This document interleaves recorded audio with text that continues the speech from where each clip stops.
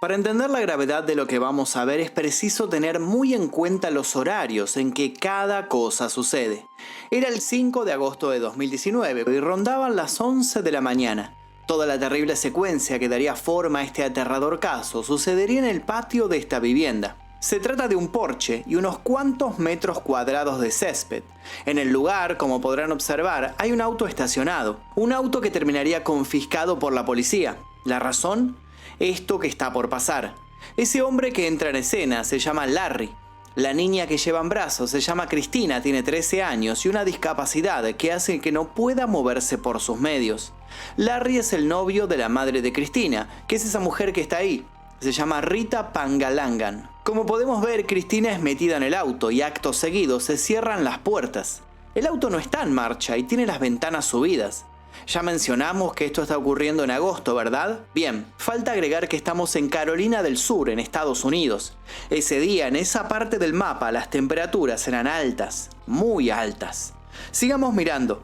Luego de dejar a Cristina en el vehículo, Rita y Larry pasan un largo rato discutiendo. Los minutos pasan y podemos ver por sus gestos que están relativamente alterados. ¿Qué es lo que se dicen? ¿Por qué están tan nerviosos? Eso va a quedar en el ámbito del misterio, al menos por ahora. Lo que nos importa es fijarnos cuánto tiempo pasa hasta que alguno de los dos decide ir al auto, cosa que ocurre cerca de las 11:45. En ese momento Rita va hacia el vehículo y entra al mismo. Cristina estuvo mucho tiempo sola encerrada allí. Podríamos pensar que es una fortuna que por fin vayan a sacarla, pero no es lo que va a suceder. Cuando Rita sale lo hace sola. Abre la puerta de atrás, mira a su hija y vuelve a irse. Nuevamente el auto queda apagado, las ventanillas siguen subidas. La mujer vuelve junto a Larry y luego de que pasan otro rato hablando, se meten en la casa. ¿Por cuánto tiempo? Por más de 2 horas. La situación, como se imaginarán, ya se está tornando grave. Para esa hora y luego de un mediodía abrasador, la temperatura está en 30 grados, en el exterior. Cuando Rita vuelve a recordar que en el auto hay una menor que la necesita, descubre que no puede entrar al mismo. Se dejó las llaves dentro la última vez que entró. Se muestra un poco desesperada frente a esta situación, al menos por unos segundos. Luego Larry y Rita vuelven a su tranquilidad habitual. Buscan modos de destrabar las puertas, lo intentan por un rato, pero luego de tanto estar al sol, les da calor. Por eso deciden ir a refugiarse en la sombra. También se sientan un rato y siguen charlando de modo distendido. Muchos minutos después, parece que tomaron una decisión. Larry trae su camioneta y la pareja se va. Tardan otra hora en volver y cuando lo hacen, tardan en bajar. Sí, siguen hablando. Para ese entonces, son las 16:40. No hay que saber mucho de matemáticas para saber que para ese momento Cristina lleva casi 6 horas en el asiento trasero de un auto apagado y con las ventanas subidas. Rita baja de la camioneta con un repuesto de las llaves del vehículo en el que está su hija. Evidentemente eso es lo que había ido a buscar. Lamentablemente la llave alternativa les provoca algunos contratiempos y pasan más de media hora tratando de ver cómo solucionar el nuevo inconveniente. Mueven el auto, analizan las puertas, en el medio vuelven a frustrarse y pasan un tiempo abrazados, absortos en sus cosas. Cuando por fin la puerta se abre, la actitud hasta ahora desentendida de Rita de pronto muta en desesperación. Larry se percata de esto y va rápidamente a mirar lo que está viendo su compañera. Podemos ver cómo el horror también gana terreno en su rostro. Acto seguido llamarían al 911. Y si lo que pasó hasta el momento te parece indignante, todavía no te enteraste de nada, pero no nos adelantemos. Para entender mejor el contexto en el cual sucedió este caso, las acusaciones que cayeron sobre Rita y sobre Larry y la forma en la cual fue encontrada Cristina una vez que la sacaron del auto, es necesario que comencemos por el principio. Y además te cuento que si te quedas hasta el final te vas a enterar de un dato revelador que surgió hace muy poquito, que tiene que ver mucho con este caso y que es realmente perturbador. Así que sean bienvenidos al caso de Cristina, la niña que fue calcinada dentro de un auto.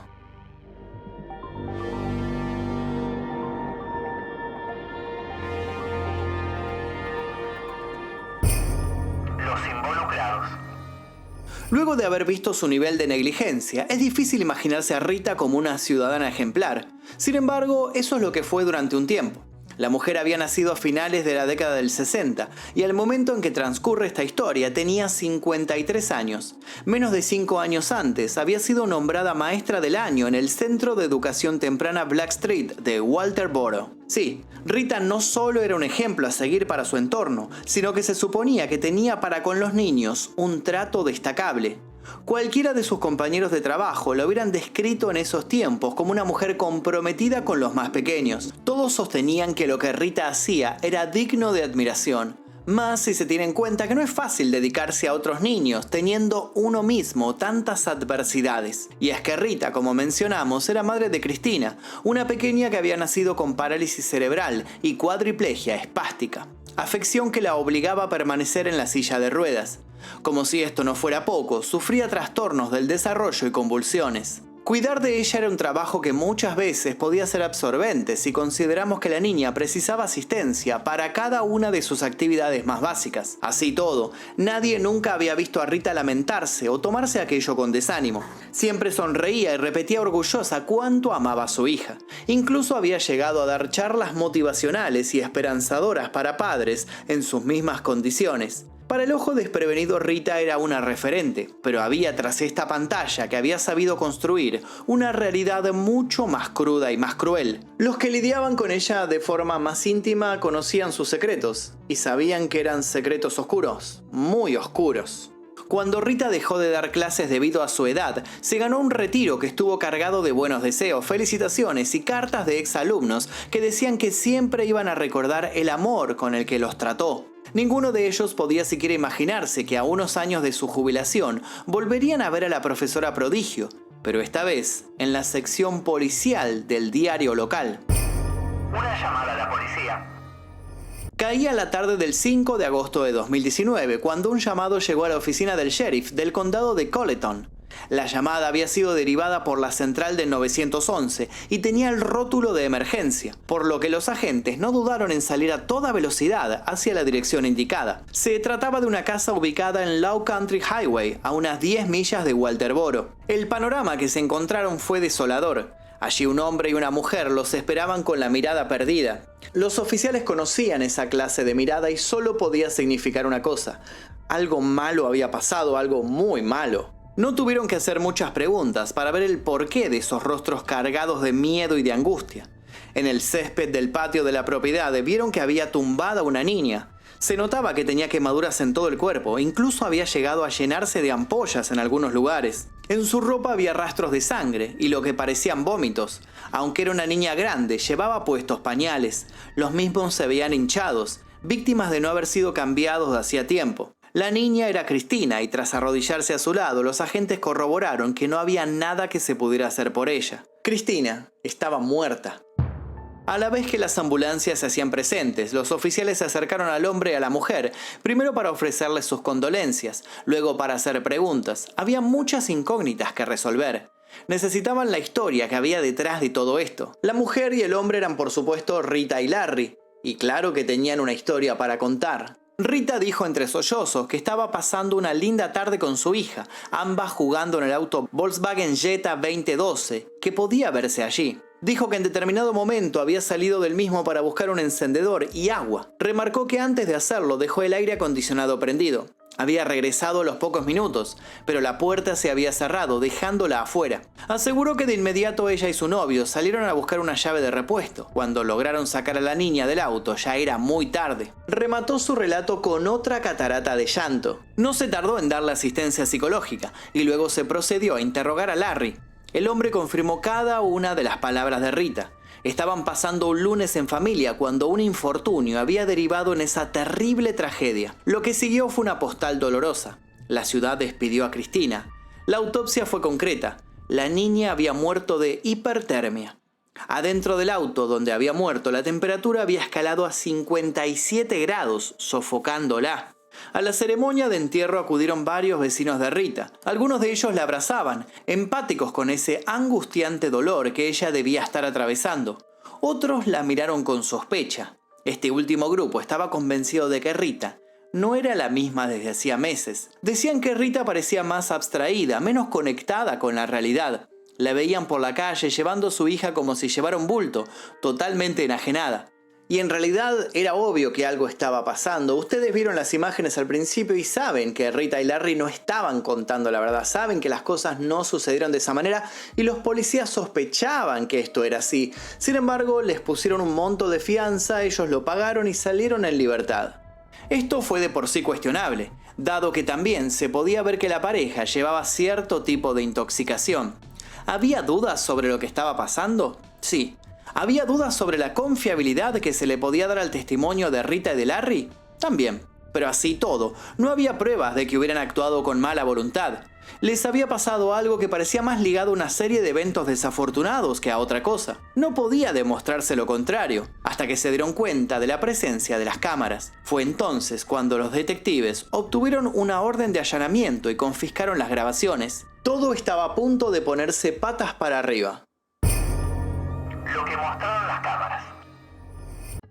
Tras ver las grabaciones, los investigadores pudieron comprobar que Cristina había pasado más de 5 horas encerrada en un auto que jamás había sido encendido. Pudieron ver que los adultos responsables habían mostrado poca o nula preocupación por lo que sucedía. Descubrieron que aquello no había sido un infeliz día en familia con un giro inesperado. El relato que les habían proporcionado no era más que un cuento de ficción. Descubrieron también, y para colmo de males, que en la propiedad del hombre había metanfetamina. Con todo esto fue suficiente para que los rodearan. Esta vez, quienes habían estado a cargo de Cristina el día de su muerte ya no pudieron evitar la verdad. Lo que se veía era claro y el reloj de las grabaciones no dejaba duda. No podían luchar contra esa evidencia, no les quedaba otra opción que confesar. Y es así como nuestra historia vuelve al principio. Rita y Larry comenzaron admitiendo que ese día habían tomado más drogas de las que habían admitido en primera instancia. Aunque habían pasado ya algunos días, nuevos estudios detectaron efectos residuales en sus organismos. Lo segundo que admitieron fue que habían estado discutiendo todo el día. Aparentemente Rita le había sido infiel a Larry y estaban atravesando un delicado lapsus como pareja. Oscilaban entre la reconciliación y la ruptura definitiva. De un momento a otro pasaban de tratarse bien a proponer un divorcio. Admitieron que el día que había pasado lo de Cristina habían entrado a la casa a tener relaciones en varias ocasiones. Todo mientras la niña se descomponía bajo el sol, ahogándose en su propio vómito. Las horas que Cristina había pasado dentro del vehículo hacía que el asunto ya no fuera un accidente, sino un homicidio.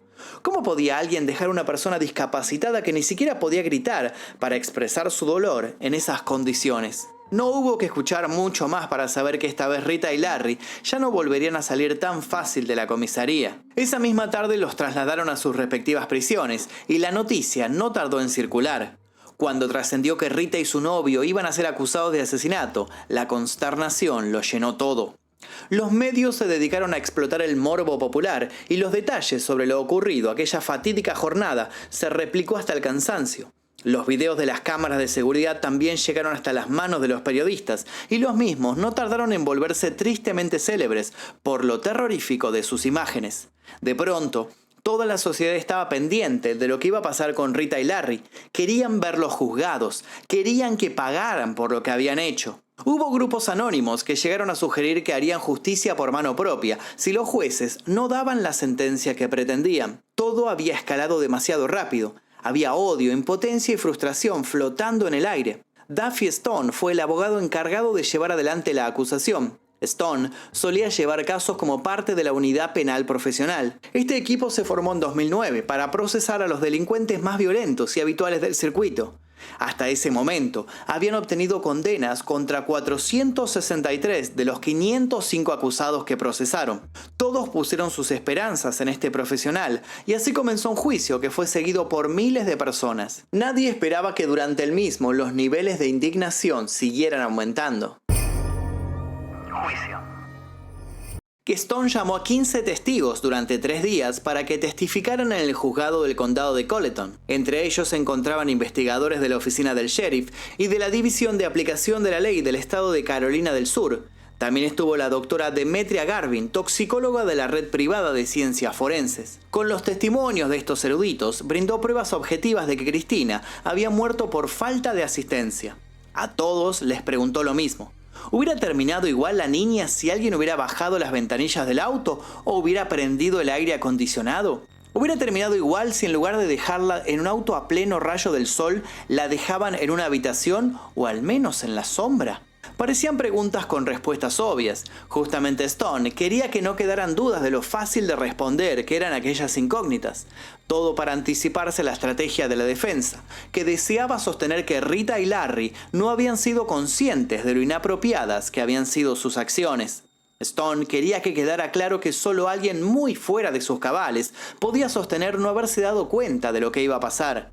Para dar su estocada definitiva, el abogado llamó luego a una ex compañera de habitación de Rita. La mujer dijo que Rita a menudo intentaba obligarla a cuidar de Cristina sin previo aviso. En una ocasión, ella se había negado por cuestiones laborales y con una sonrisa en el rostro, Rita le había dicho que no debía preocuparse tanto. Podía dejar a la niña adentro de un auto y ya. Le había asegurado que ella solía hacerlo y que lo volvería a hacer si no fuera porque justamente necesitaba salir con su vehículo. Cuando la compañera de Rita escuchó aquello, quedó estupefacta. Dijo ante el jurado que no había denunciado a la mujer porque había llegado a la conclusión de que debía tratarse de una exageración o de una broma de mal gusto. Si en vez de dar por sentado aquello hubiera acudido a la justicia en ese momento, es probable que Cristina no hubiera terminado tan mal. Con esto, Stone también señaló a muchos culpables indirectos y remarcó la necesidad de que alguien como Cristina recibiera compromiso de todos los que la rodean. Para terminar de remarcar este punto, convocó a otra testigo con una anécdota igual de terrible. Esta testigo dijo que 3 días antes de la muerte de la niña, Rita la contrató para que cuidara a Cristina mientras ella tenía una cita con Larry. La joven de 18 años nunca había cuidado a la niña antes y pensó que la dejarían en su casa durante unas horas. En cambio, la dejaron allí sin comida por 2 días. Nunca llamaron para ver cómo estaba, nunca mostraron preocupación. Quedaba claro que el final de Cristina parecía anunciado. Sus tutores estaban lejos de brindarle un lugar seguro, y había sobrada constancia de aquello. Sin embargo, nadie se había metido y el peor de los finales se había materializado. Una pregunta incómoda lo llenó todo. ¿Acaso la sociedad en su conjunto había sido tan negligente como la pareja? Stone concluyó que lo que habían hecho Rita y Larry con Cristina era nada más y nada menos que tortura sistematizada. Del otro lado y a favor de los acusados se presentó otra hija de Rita, Elizabeth. La chica subió al estrado para decir que su madre no solo era una buena madre, sino que idolatraba a Cristina. Habló de que hacía meses que habían iniciado un trámite para que fuera ella la próxima tutora legal de la niña, dado que su madre quería que nada le pasara si se moría. Según Elizabeth, Rita siempre tenía solamente ojos para la niña y solo pensaba en ella. Todo esto obviamente se contradecía con la evidencia encontrada y es acá cuando les digo y les recuerdo que se queden hasta el final porque tenemos la historia de otra hija de Rita, una historia realmente escalofriante que tiene mucho que ver con este caso. En ese momento fue cuando muchos apuntaron hacia Larry. Una porción de la defensa sugirió que había sido el hombre el que había llevado a Rita por el mal camino, manipulándola para estar todo el tiempo bajo los efectos de estupefacientes. Esta situación habría sido la que había hecho perder el control de sus vidas.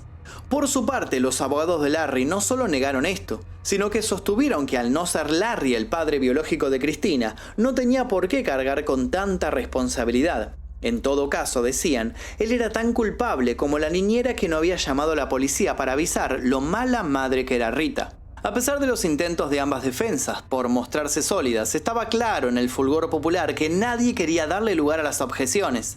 Pero, ¿qué diría finalmente el jurado? En estas instancias estaban cuando Stone, que hasta el momento creía que tenía las de ganar, se topó con un inconveniente inesperado. Los problemas de la sentencia. Stone dijo a los senadores que tenían la intención de procesar a los dos acusados en virtud de la ley estatal sobre homicidio por abuso infantil, pero no pudo hacerlo. ¿Por qué? Por algo impensado.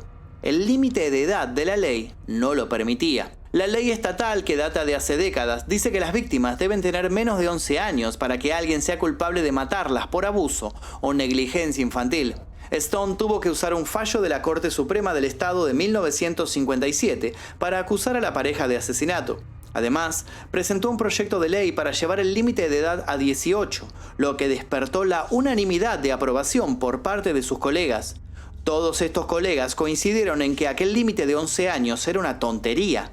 Todos coincidieron además en que era ridícula la cantidad de tiempo que eso había estado allí. volviendo difícil la posibilidad de juzgar mejor a los delincuentes.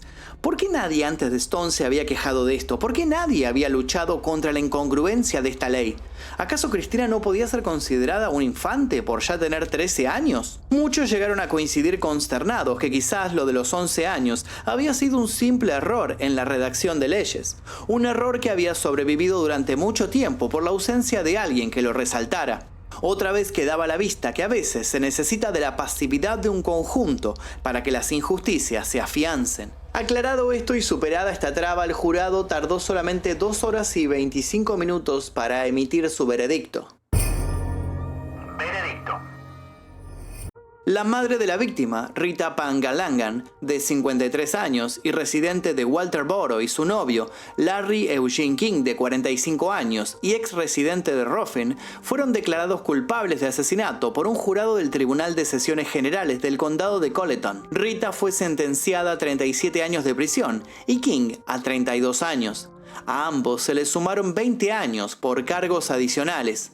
La Junta de Educación del Estado de Carolina del Sur suspendió el certificado de educadora de Rita inmediatamente después de su arresto. Al presentar su suspensión, la Junta dijo que a pesar de sus más de 25 años de experiencia como educadora, todo el caso había demostrado que la señora Pangalangan puede representar una amenaza para la salud, la seguridad y el bienestar de los estudiantes. Y con esto la historia llegaba a su final, pero aún faltaba el epílogo. Unas semanas después de la condena de su madre, Ashley Pangalangan, de 30 años e hija de Rita, fue acusada de conducta ilegal por la policía. ¿Y qué fue lo que hizo? Esto los va a sorprender. Agentes de seguridad encontraron a sus hijos dentro de un automóvil detenido en el estacionamiento de un centro comercial. El auto estaba en marcha, pero el aire acondicionado no funcionaba correctamente y largaba aire caliente. Los policías forzaron las puertas, sacaron a los niños y esperaron a que Ashley apareciera. La chica tardó 45 minutos en volver. Es imposible no pensar en qué hubiera pasado si alguien no se hubiera dado cuenta de la presencia de los menores en el auto. Los mismos fueron llevados a un médico para un chequeo antes de ser entregados al Departamento de Servicios Sociales y puestos bajo custodia protectora de emergencia. Ashley permaneció en prisión 24 horas y luego salió tras pagar una fianza de $25.000. ¿Cómo seguirán las cosas esta vez? ¿Se hará un seguimiento de los menores para que no sean nuevamente desatendidos? ¿Se evitará la silenciosa complicidad que tanto acusó Stone? ¿Se evitará una nueva Cristina? Hablando de esto, al momento de morir, la pequeña estaba inscrita para comenzar las clases como estudiante de 8º grado en la escuela secundaria del condado de Colleton. Según dijeron sus profesoras, disfrutaba pasar tiempo con sus compañeros de clase y amaba la atención que recibía de ellos. Además de nadar, a Cristina le encantaba ver dibujos animados. Dora la Exploradora y Bob Esponja eran sus favoritos. Ambas figuras hoy adornan su lápida, un temprano recordatorio de lo injusto que puede ser este mundo. La comunidad sugirió a los vecinos que se sintieran conmovidos por el caso, que no llevaran flores al cementerio, sino que hicieran donaciones para las Olimpiadas Especiales. Todos quieren, a pesar del dolor, seguir mirando hacia el futuro. Están convencidos de que el mal no puede salir siempre victorioso.